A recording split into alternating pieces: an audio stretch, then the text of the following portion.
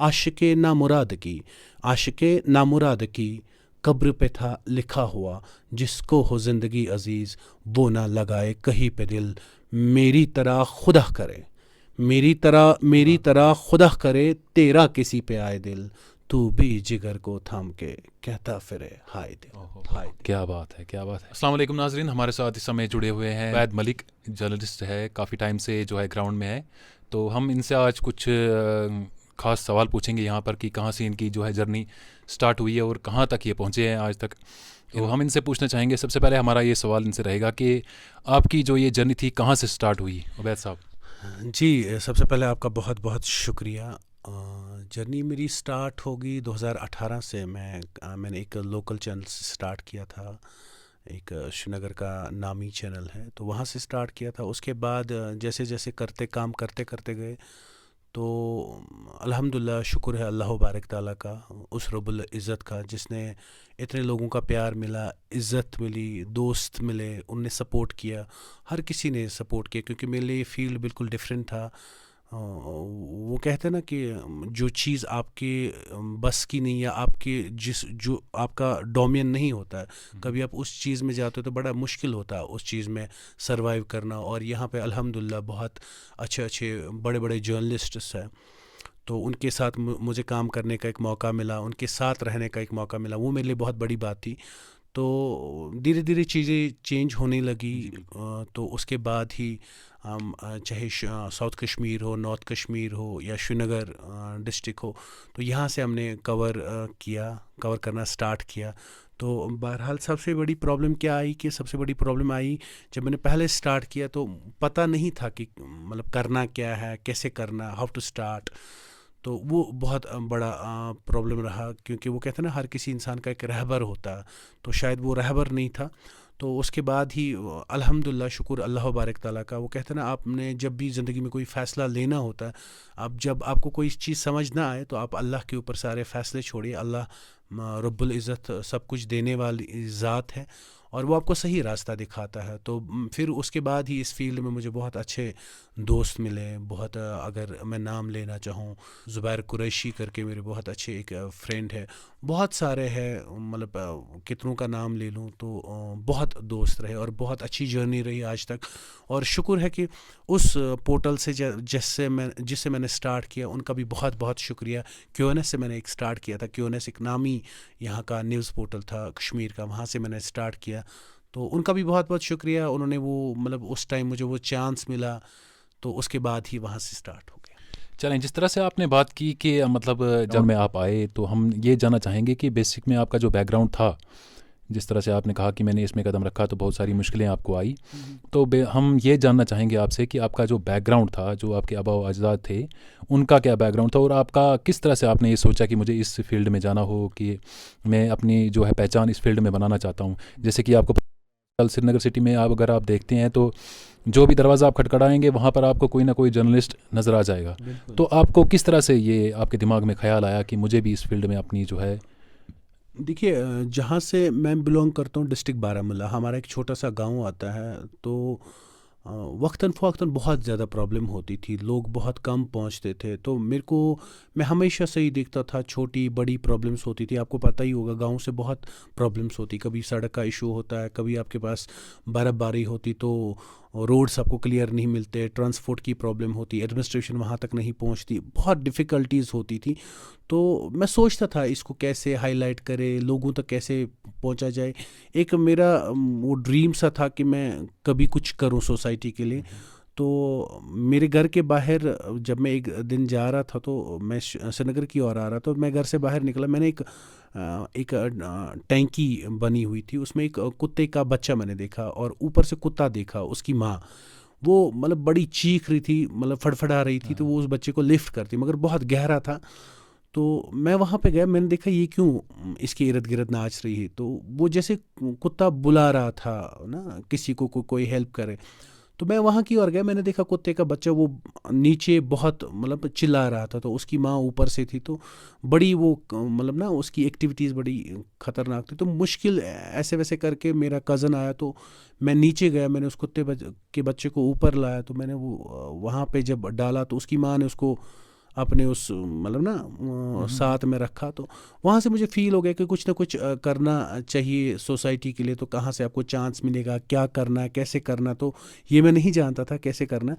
और रही मेरे बैकग्राउंड की बात, मेरी बैकग्राउंड की बात, मैं बेसिकली एक छोटा मोटा बिज़नेस करता था। तो वहाँ से मैंने स्टार्ट किया। पहले मैं एक जगह जॉब करता था, एक मार्केटिंग एंड सेल्स कंपनी में, तो वहाँ से स्टार्ट हो गया। उसके बाद बाहर रहा, फिर कश्मीर वापस, उसके बाद फिर बाहर, फिर कश्मीर।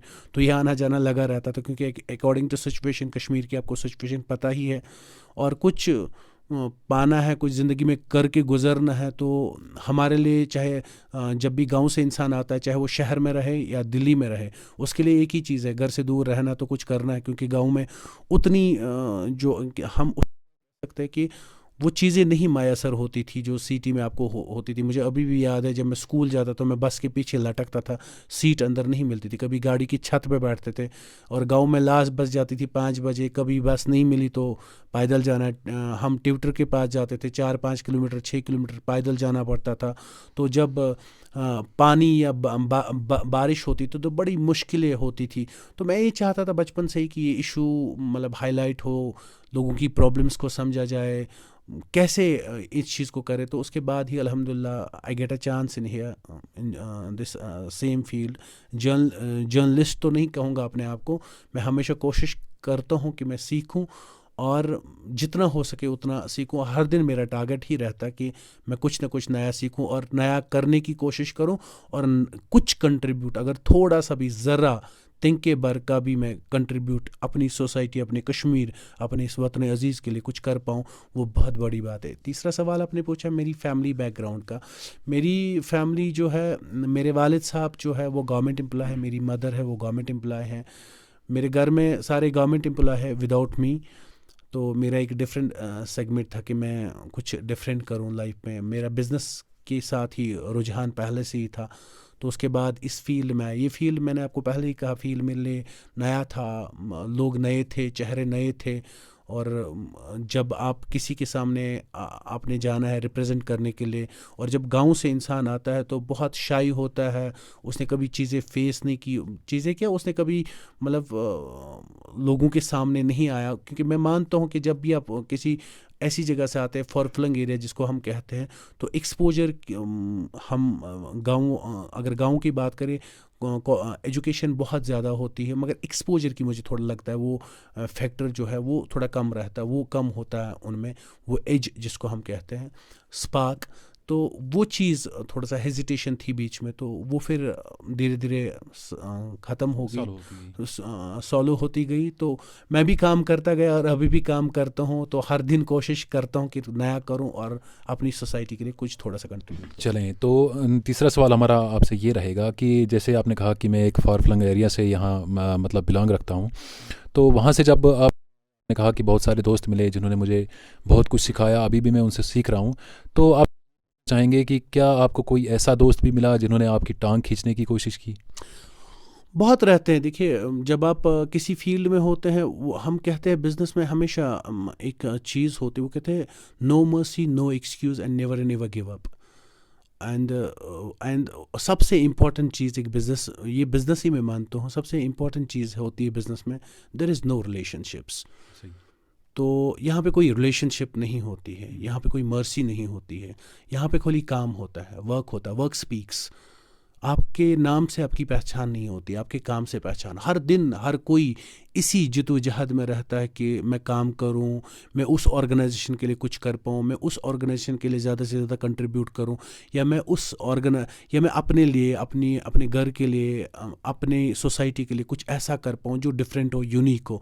और उसमें वो कहते हैं ना, हमेशा अगर आपको कुछ भी ज़िंदगी में, जितने भी लोग मुझे देख रहे हैं, अगर आपको ज़िंदगी में कुछ भी करना हो, यूनिक करना हो, अलग करना हो, नाम बनाना हो, शोहरत कमानी हो, आपको बीट से बाहर निकलना पड़ेगा। आपको बीट से निकलना, जब आप बीट से निकलेंगे तभी आप ज़िंदगी में आगे कुछ कर पाएंगे। वो कहते हैं ना, हमेशा लीडर जो होता है वो हमेशा लीड करता है, वो बीट में, वो झुंड में नहीं रहता है। लीडर हमेशा अकेले होता है और अलग होता है। जब वो झुंड के साथ रहता है तो शायद वो उसी झुंड के साथ मिक्स अप होता है, तो शायद उसको आगे बढ़ने की क्वालिटी नहीं रहती है। जब आप अलग निकलते हैं तो आपको सोचना भी खुद है, करना भी खुद है, एंड कैसे करना है, क्या करना है, वो आप खुद के ऊपर लेते हैं। एंड वहाँ पे आपसे गलतियाँ भी होंगी, वहाँ से आप सीखिए। वो कहते हैं learn by your own mistakes, every day you have to learn by your own mistakes. And जब भी आप गलती करें, आप ये मत माने गलती होगी, आप ये माने कि आज मैंने कुछ नया सीखा है। और मैं हमेशा से ये कहता हूँ, आप कभी भी उस इंसान को फॉलो मत कीजिए जो ज़िंदगी में कामयाब हो, क्योंकि कामयाब होने के लिए आपको बहुत चीज़ें करनी पड़ती है। उस देखो जो ज़िंदगी में नाकामयाब हुआ है, वो किस वजह से नाकामयाब हुआ है, वो चीज़ अब ज़िंदगी में मत दोहराओ, आप खुद ब खुद कामयाब हो। तो उबैद साहब, आपका जो है रुझान शेर व शायरी की तरफ ही रहा है थोड़ा बहुत, तो अगर थोड़ा बहुत हमारे नाजरीन के लिए हो जाए तो। जी, आपने शेर व शायरी की बात करी। वैसे मैं ये नहीं कह सकता मैं बहुत बड़ा शायर हूँ, बट थोड़ा सा कभी कभार अपने लिए, अपने दोस्तों यारों के साथ कभी गपशप होती तो थोड़ा कलाम रहता है। आपने पूछा है तो आपको बिल्कुल सुनाऊंगा। वो कहते हैं, रो दो ना मेरी कब्र को, रो दो ना मेरी कब्र को, इसमें बरी है हसरतें। रो दो ना मेरी कब्र को, इसमें बरी है हसरतें। रखना कदम संभाल के, देखो कुचल न जाए दिल। आशिके ना मुराद की, आशिके ना मुराद की, कब्र पे था लिखा हुआ, जिसको हो ज़िंदगी अजीज़, वो ना लगाए कहीं पे दिल। मेरी तरह खुदा करे, मेरी तरह खुदा करे, तेरा किसी पे आए दिल। तू भी जिगर को थाम के कहता फिरे हाय दिल। आज भी तेरे शहर को वीराना कहा गया, तेरे बाद भी तेरे उबाद को तेरा दीवाना कहा गया। माशाअल्लाह। ओ पतरियां नारां दे, पीड़ों पराओं को लो, दुख दिया दिलदारां दे। तो जिस तरह से आप अभी आपने पहाड़ी में कुछ शेर हमें सुनाए, तो पहाड़ी लोगों के बारे में आपका क्या ख्याल है? पहाड़ी लोगों के बारे में ख्याल, इनोसेंट होते हैं, और कमिटेड लोग होते हैं, कमिटेड, और इनके अंदर विल बहुत ज़्यादा होता है, और करने की चाह जिसको भूख कहते हैं वो बहुत ज़्यादा होती है। मुझे वो बहुत अच्छा लगता है, क्योंकि जब इनको मैं देखता हूँ, जब मैं बहुत सारे लोगों के साथ रहा, तो थोड़ा सा मैंने उनके साथ बात की। उनका हमेशा कहना ये था कि हमें चांस नहीं मिला। मतलब वो अपॉर्चुनिटीज़ को कैच करते थे, अपॉर्चुनिटीज़ को कैच करते थे, उसके ऊपर मतलब बहुत अच्छा लगता था उनको। क्योंकि जब भी आप अगर फॉरफ्लंग एरिया, उड़ी की बात करें, करना की बात करें, टंगडार की बात करें, कुपवाड़ा की बात करें, गांदरबल साइड की बात करें, अनंतनाग की बात करें, या कलारूस एक जगह है वहाँ की बात करें, तो जितने भी कश्मीर में पहाड़ी है, तो मुझे लगता है वो हमें, उनके अंदर वो सारी चीज़ें हैं, बट उनको एक चांस चाहिए कि अपने आप को ना एक्सप्लोर करने के लिए, अपने टैलेंट को दिखाने के लिए। बट वही मैंने आपको बार बार कहा कि कम्युनिकेशन का एक बहुत बड़ा प्रॉब्लम रहता है, वो एक मेन फैक्टर होता है। दूसरा है हेजिटेशन। जब तक वो लोग चांस नहीं लेंगे, जब तक अपने आप को यूटिलाइज आप नहीं करोगे प्रॉपरली किसी जगह, तो आपकी शाइनेस, आपके अंदर वाला इंसान कभी बाहर नहीं निकलता है, और उसके लिए स्टेज चाहिए। और अगर आपको स्टेज मिलता है, you can, anybody can perform there, and definitely चाहे वो पहाड़ी हो, कश्मीरी हो, कोई भी परफॉर्म कर सकता है। बट देर है कि प्लेटफॉर्म की, देर है एक चांस की। When ever you get a chance, definitely you will floor it. पहाड़ियों के बारे में आपने बात की। आजकल अगर हम देखें तो हमारे जो श्रीनगर सिटी में है, बहुत सारे हमारे जो है नौजवान, वो जर्नलिज्म में जो है अपना लोहा मनवा रहे हैं। तो जिस तरह से ज़ुबैर कुरैशी साहब हैं, साहिल इकबाल हैं, तो उनके बारे में आप क्या कहना चाहेंगे? किस मतलब कहाँ तक उनकी जो है ताकत है कि वो कहाँ तक पहुँच सकते हैं? जिस तरह से आपने कहा कि प्लेटफॉर्म सबको नहीं मिलता है, तो उनको मिला हुआ है, तो आप क्या देखते हैं? मतलब वो क्या इसमें वो अपना लोहा मनवा सकते हैं या नहीं? देखिए, जिन दो लोगों की आपने बात की है उनको मैं पर्सनली जानता हूँ, मेरे बहुत अच्छे खासम खास दोस्त रहे हैं, यार हैं। तो उनके बारे में पहले जो आपने पहाड़ियों की बात की, उनका जो उर्दू लैंग्वेज जो है, कम्युनिकेशन जो उर्दू की बात करें, वो बहुत प्योर साफ़ होता है। बड़ा डिफ़िकल्ट होता, मतलब जो पहाड़ियों की उर्दू होती है, ख़ासकर पहाड़ियों की मैं बात करूँगा, पहाड़ियों की जो उर्दू होती है उसका तलफ़्फ़ुज़ जो होता है वो बहुत डिफरेंट होता है, टू मेक अंडरस्टैंड। और दूसरी बात है कि जिन दो इंसानों की आपने बात की है, अल्लाह बारिक ताला ने उनको बहुत इज़्ज़त से नवाजा है, काबिल लोग हैं।